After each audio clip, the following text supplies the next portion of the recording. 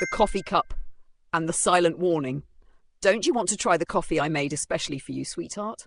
Victor's voice was warm, almost too warm, the kind of voice that oozes affection on the surface but curdles beneath. He stood by the large dining table, holding out a steaming cup of coffee, the aroma curling in the air with a strange sharpness. "I'm Elena Morgan, 29 years old, currently working as a project director for a top-tier marketing firm in Charleston. On the outside, I had everything: a charming husband, a supportive family-in-law, and a promising career. But underneath the surface, a slow rot had begun. A gnawing suspicion had rooted itself inside me, fed by moments that never quite added up. We were having brunch at the home of Claudia Mercer, my sister-in-law, a glamorous, calculating woman with a resume as sharp as her cheekbones. Claudia worked in a rival agency, yet always acted like family came before business. That made her even more dangerous. The coffee Victor placed in front of me smelled off. There was a faint metallic tang beneath the hazelnut roast. It wasn't just strong, it was unnatural. My stomach tightened. "He's been practicing for weeks." Claudia chimed in, her voice light but her eyes fixed on me. "Victor's been trying out different brewing techniques just to surprise you. Isn't that sweet?"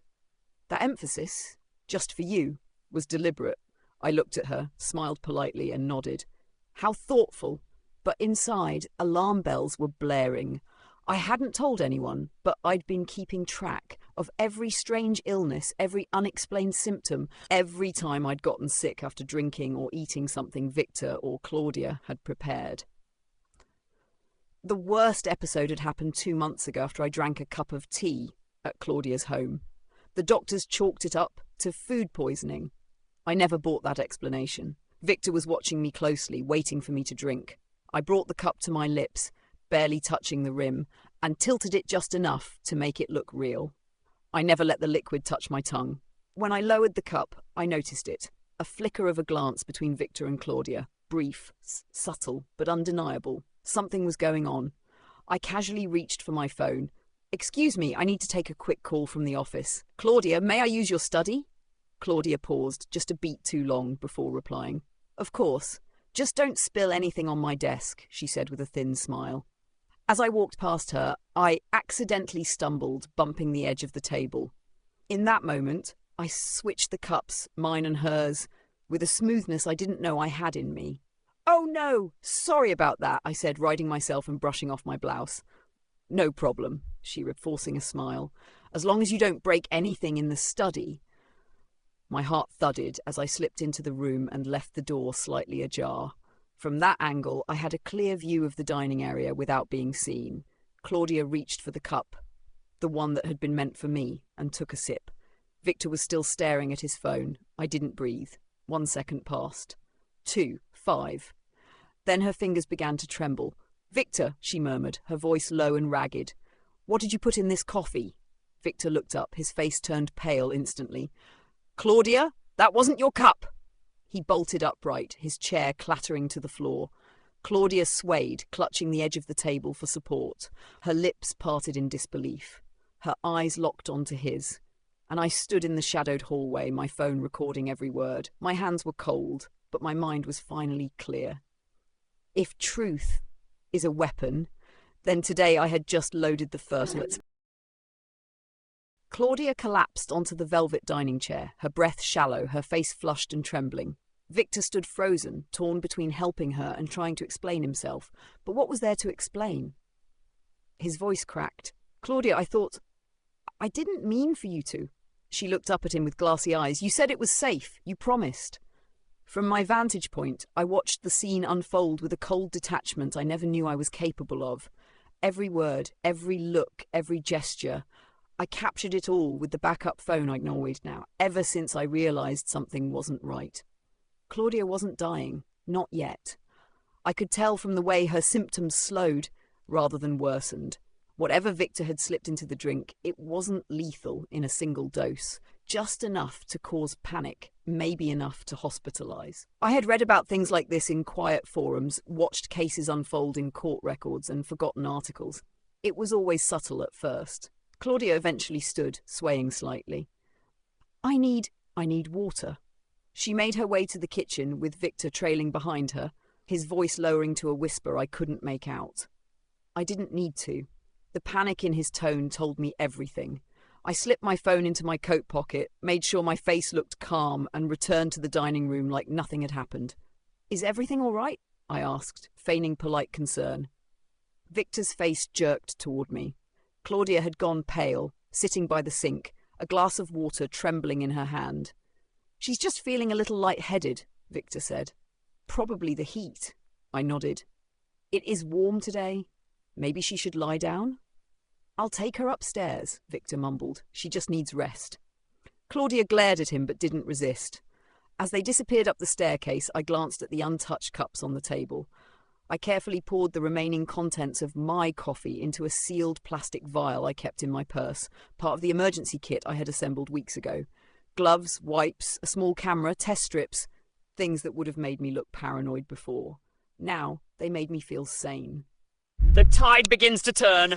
Back home that evening, I locked the vial away in a safe and sat on the edge of the bed reviewing the footage again. The audio wasn't perfect, but Claudia's trembling voice, his panicked response were unmistakable. They were in this together. But the question remained, why? Money? I had no life insurance Victor could collect. Career envy? Claudia and I had always had a silent competition in the industry, but she had clients of her own. No, this wasn't about status alone. It was about control. They wanted me out of the way. Permanently? Perhaps not in the most literal sense, but incapacitated, weak, discredited, disoriented. I remembered how often I had felt foggy these past few months, how many times Victor insisted I rest, take pills, trust him. He had been slowly rewriting the version of myself I trusted. That ended now. I knew better than to confront them directly. Rage was satisfying, but strategy was sustainable. I called Daniel Rees, a discreet private investigator recommended by a friend in family law. He didn't flinch when I told him I suspected my husband and sister-in-law of poisoning me. "I've heard worse," he said. He was sharp, efficient, and most importantly, silent. Within 2 days, he had begun tailing Claudia. Another 2, and he'd confirmed Victor had purchased small amounts of rare compounds online, including sedatives and compounds that cause gastrointestinal distress in low doses. Meanwhile, I played my part, smiling, cooking, letting Victor believe he still held the strings. But every night, I documented everything. Screenshots, bank activity, messages. I discovered an email Claudia had sent Victor from an account labelled only as Red Sparrow. In it, she wrote, "Once she's removed from the picture, the board will side with us. No one trusts a sick director."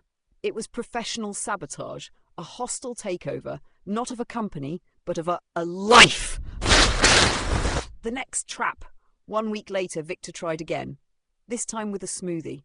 I watched him add the protein powder, the brand I never used. He blended it, smiling too widely. "This one's for you," he said, setting it down with a flourish. I took the glass. "Thank you," I said sweetly. "I'll drink it in my office. I've got a deadline." He hesitated. "You don't want to drink it fresh?" "I like it chilled," I said, walking away. Once inside my office, I used the test strips Daniel had given me. Positive. Low traces of a compound used in animal tranquilizers. I placed the glass in a cooler, labelled it with the date and time, and called Daniel. "I think it's time," I said. "We go from watching to striking." I used to think the worst betrayal came in silence, a look, a shift in tone, a scent on a shirt that didn't belong to you. But I was wrong. The worst betrayal is the kind that walks hand in hand with you every day, feeding you breakfast, texting you love notes, and trying to erase you at the same time. And I had proof now, cold, clinical, and irrefutable. The next step wasn't about revenge, not yet. This was about narrative. They had written me into a tragedy. I would rewrite it as a rebirth. The charity gala. It was Claudia's idea, a networking gala for the foundation Victor's firm had recently acquired. Naturally, she volunteered me as the guest speaker, hoping no doubt that I'd stumble, appear fragile, medicated, or worse, unfit. I accepted the invitation with a smile. Claudia wore crimson satin that night, her lips painted like fresh blood. Victor looked polished as ever, arm wrapped around her a little too comfortably. "Darling," she greeted, kissing my cheek. "You look so composed." "Thank you," I replied. "I feel sharp." Her smile faltered. The evening was a blur of clinking glasses and sharp camera flashes. I worked the room like I used to, before the fog, before the suspicion. Old friends from the board, media contacts, even rivals. They were all here, watching, measuring. Finally, the MC tapped his glass. Our keynote speaker tonight is a woman I've admired for years. Elena Hartley, ladies and gentlemen. Applause rose politely. Claudia's fingers tightened around her champagne flute. Victor raised an eyebrow. I walked to the podium, papers in hand. Not the real speech, just a decoy. The real one was in my head, sharpened like a blade. Good evening, I began, voice calm.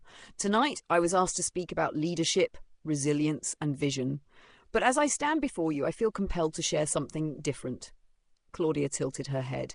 Victor froze mid-sip. Lately, I've been thinking a lot about trust, about how we build it and how it breaks, not in the big moments, but in the quiet ones when no one's watching. The room quieted. I turned to the side screens, which lit up with a still frame, Claudia holding her stomach, pale and swaying in my kitchen.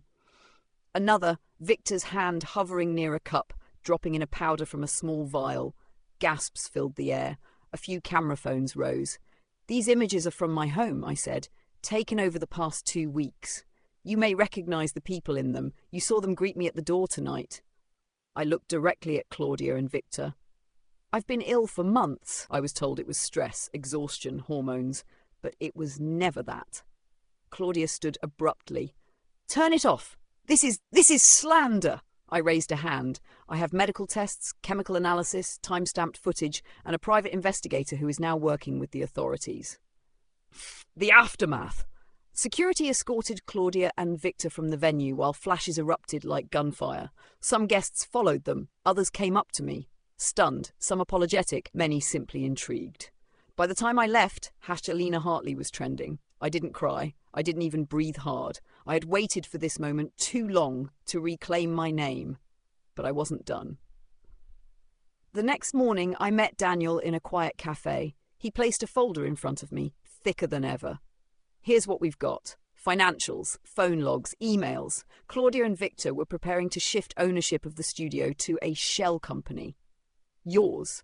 He flipped to a document. After your hospitalization, Victor would have become acting CEO. Claudia was next in line on the board.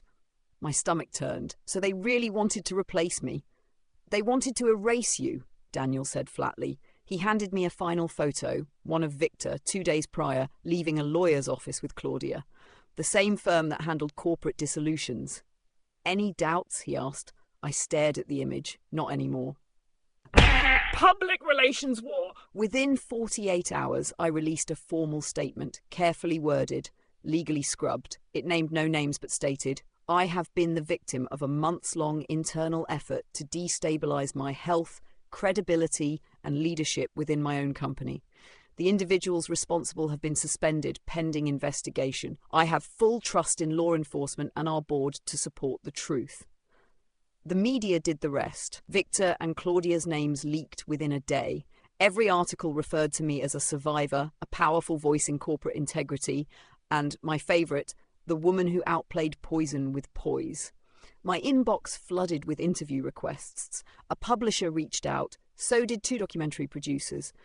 But I wasn't looking for fame. Not yet. I was looking for justice, and the courtroom was next. I had once believed that justice was a slow, methodical march, measured in court dates, affidavits, and sworn testimonies.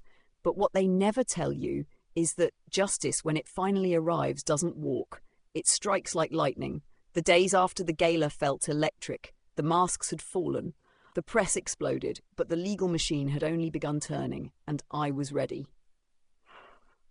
The trial wasn't televised, but every major outlet had a reporter at the courthouse. I arrived in a tailored black suit, hair in a clean chignon, not a trace of fear on my face, but every nerve under my skin burned with fire. Victor and Claudia sat at the defendant's table. Claudia avoided eye contact. Victor didn't. He stared at me like a man trying to read the weather, not realizing the storm had already landed. Their attorney argued diminished intent, that there was no conclusive motive, that accusations of poisoning were a misinterpretation of medical anomalies. But my legal team came armed with more than images and lab results. They came with narrative. Evidence stacked like bricks. Text messages between Victor and Claudia, encrypted but decrypted by Daniel's team, showed discussions of buying out Elena's silence and managing her illness discreetly. Emails referencing a proposed studio acquisition. One file was even named Phase E post-Elena. Chemical records showing that the powdered substance found in my bloodstream matched a drug banned in 5 countries, known to cause neurological disorientation and memory loss in prolonged doses. My testimony, delivered without a tremble.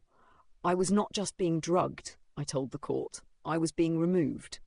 The silence afterward was deafening. The psychological blow. Then came the cross-examination.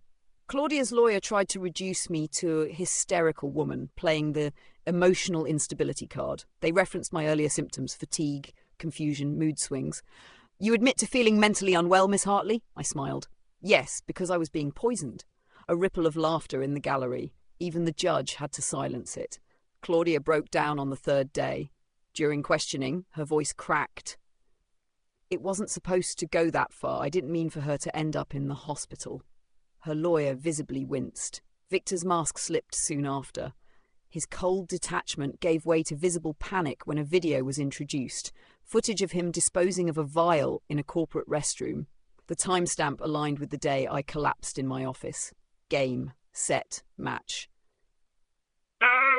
Impact beyond the court. News spread like wildfire. Heir to Hartley Media accused of poison plot. Elena Hartley, from boardroom to battlefield. I received a letter from a former employee, a woman who had left the company quietly 2 years prior. They tried to bury you the way they buried me, she wrote. But you dug them out first.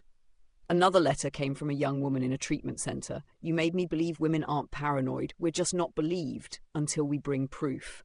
That one I kept in my wallet. A family shattered.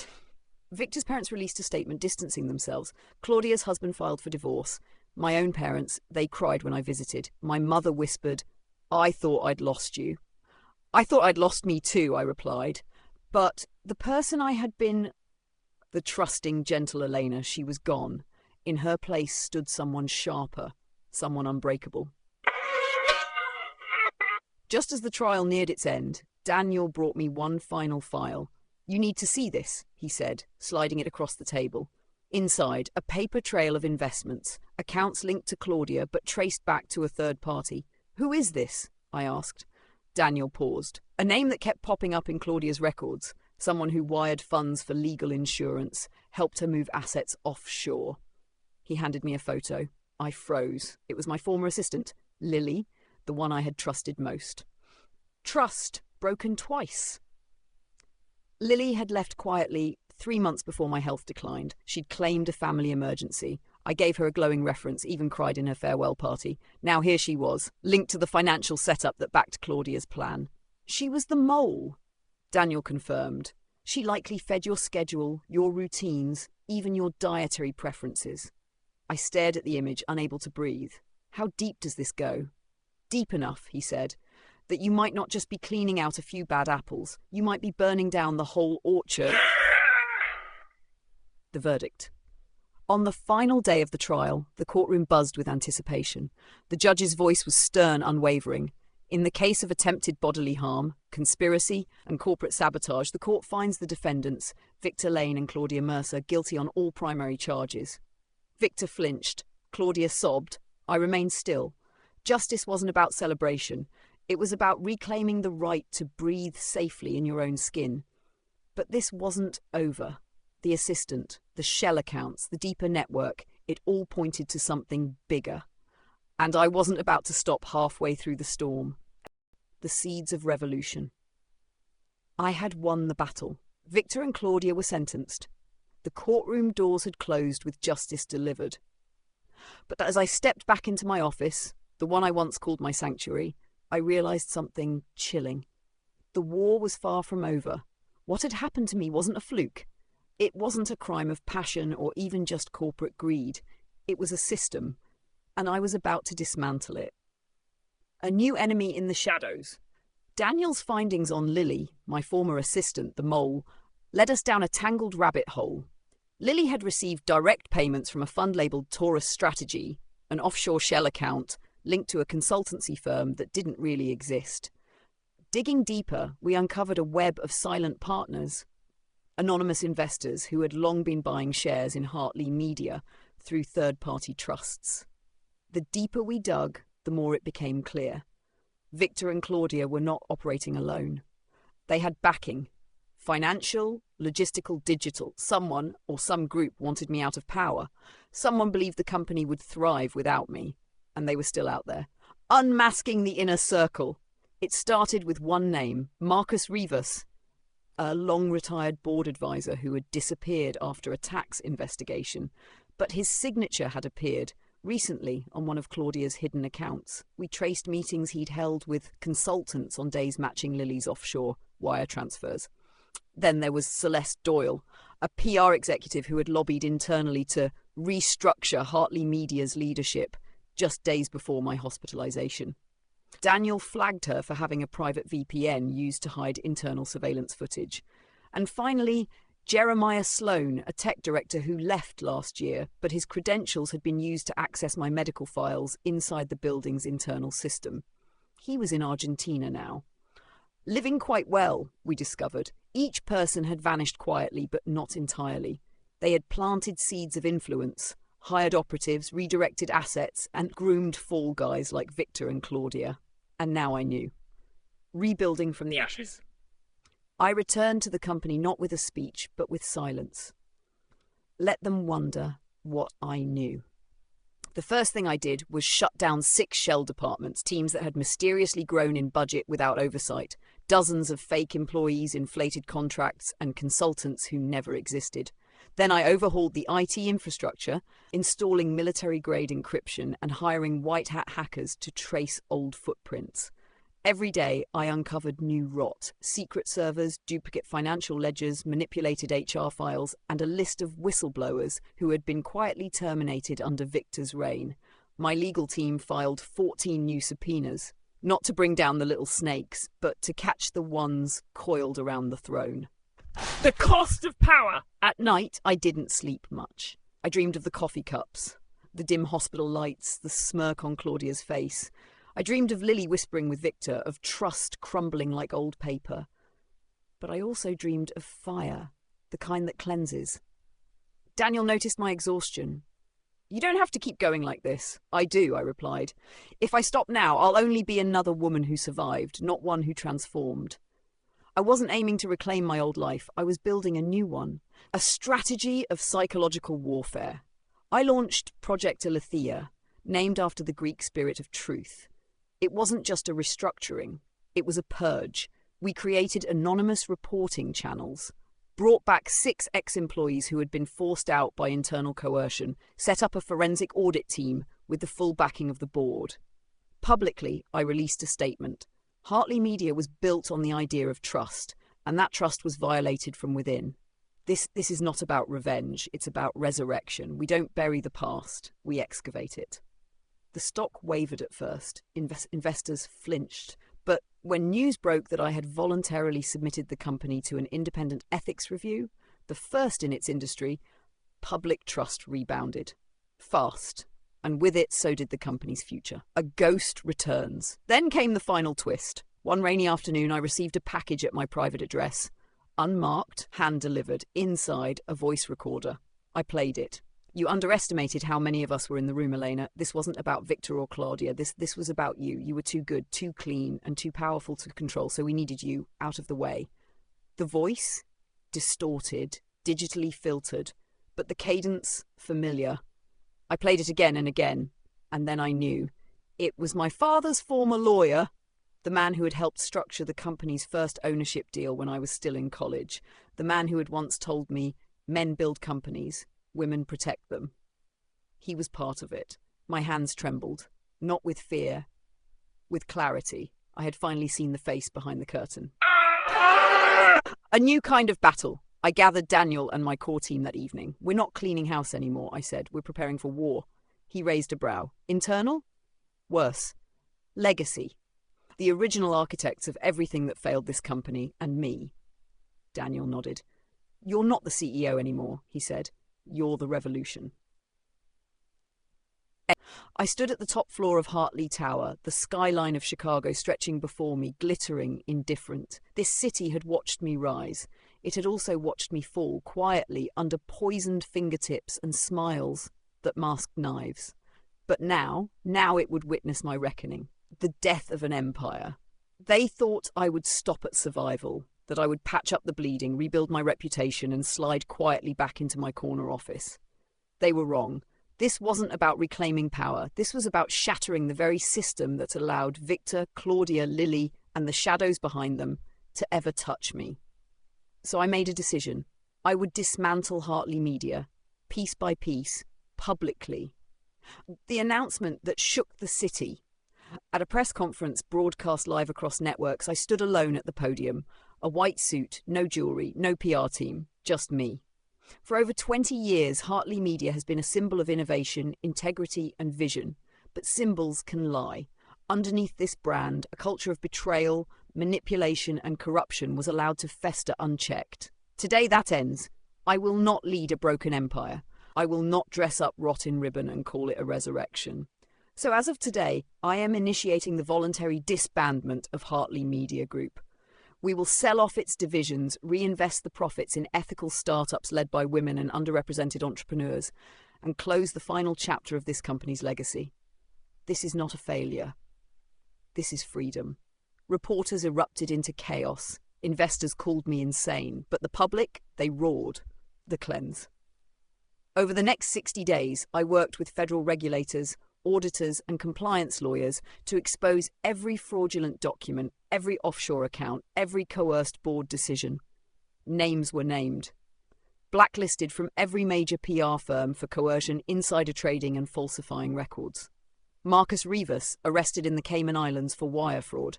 Jeremiah Sloan, extradited and indicted.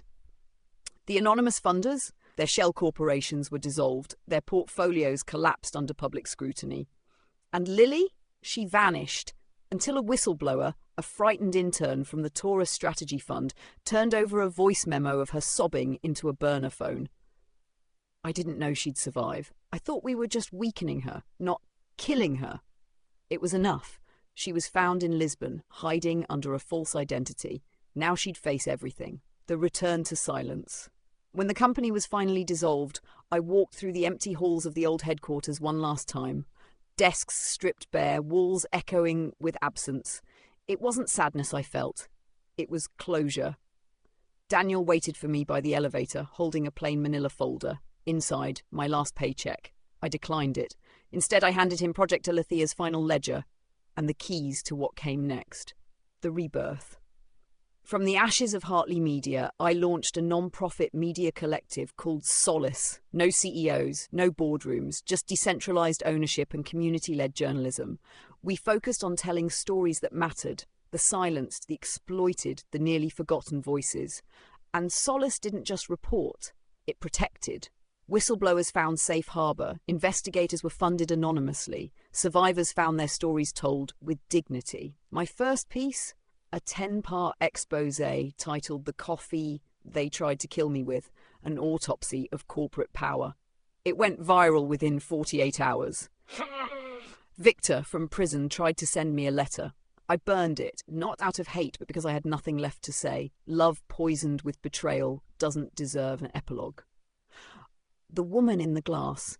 One morning, months after the dust had settled, I caught my reflection in a cafe window. Not the old me, not the broken me, but someone new.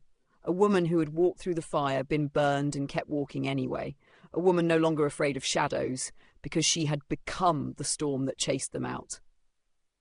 When people asked me why I destroyed the company I built with my own hands, I told them, because I finally understood. Survival isn't enough. Justice isn't enough. Sometimes to truly heal, you have to burn down the house that betrayed you and plant something wild in its ashes. And that's exactly what I did.